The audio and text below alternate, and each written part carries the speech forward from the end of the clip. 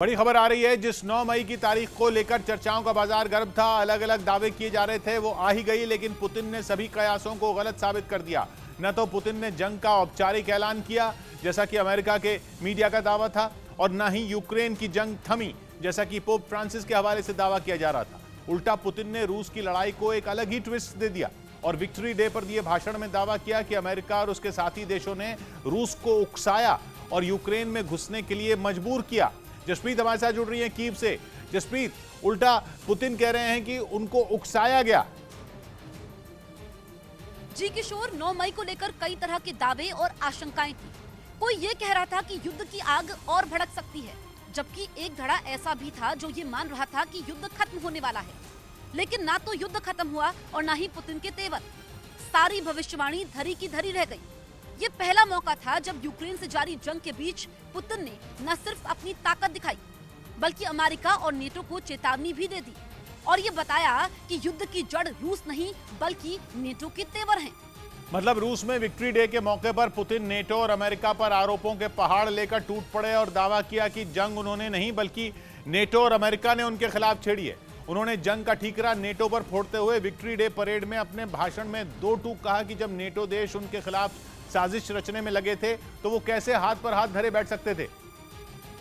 इसलिए उन्हें मजबूरी में हथियार उठाने पड़े और यूक्रेन में उतरना पड़ा। पुतिन ने कहा कि उन्होंने दिसंबर में ही नेटो देशों के सामने बैठकर मामला सुलझाने की पेशकश की थी, लेकिन नेटो ने उनकी एक नहीं सुनी। उल्टा वो रूस के खिलाफ एक अलग ही चक्रव्यूह रचने में लगा था। चक्रव्यूह रूस के बॉर्डर पर ही उसे घेरने का। पुतिन ने आरोप लगाया कि नेटो और अमेरिका यूक्रेन को लगातार हथियार देने में भी लगे थे। Блок НАТО начал активное военное освоение прилегающих к нам территорий.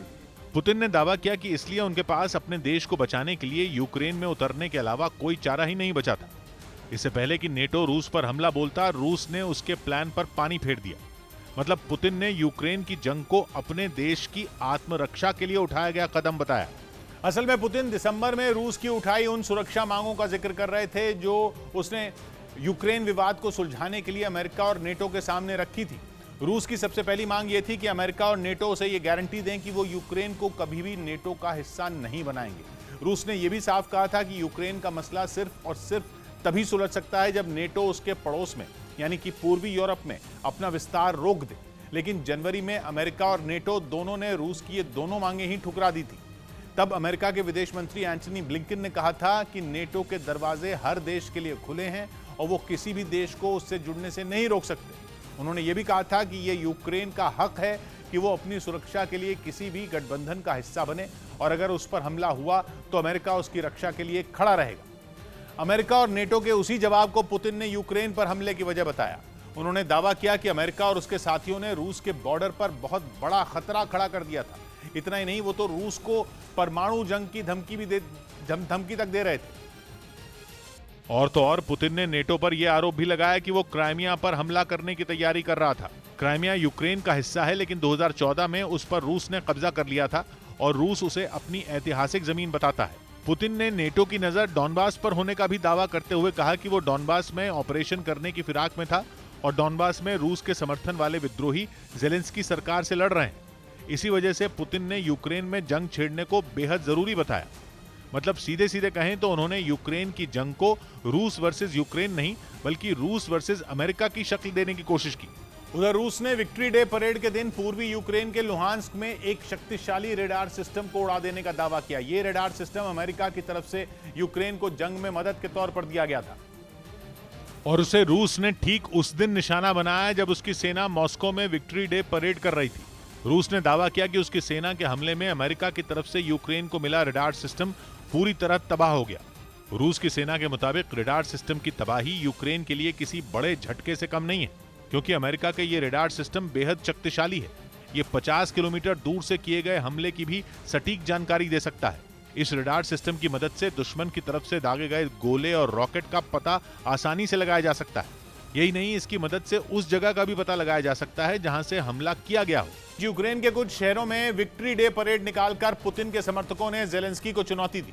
9 मई को रूस हर साल विक्ट्री डे मनाता है क्योंकि इसी तारीख को दूसरे विश्व युद्ध का अंत हुआ था और हिटलर की सेना ने सोवियत संघ के सामने सरेंडर कर दिया था और इसी वजह से रूस हर साल 9 मई को उस जीत का जश्न मनाता है।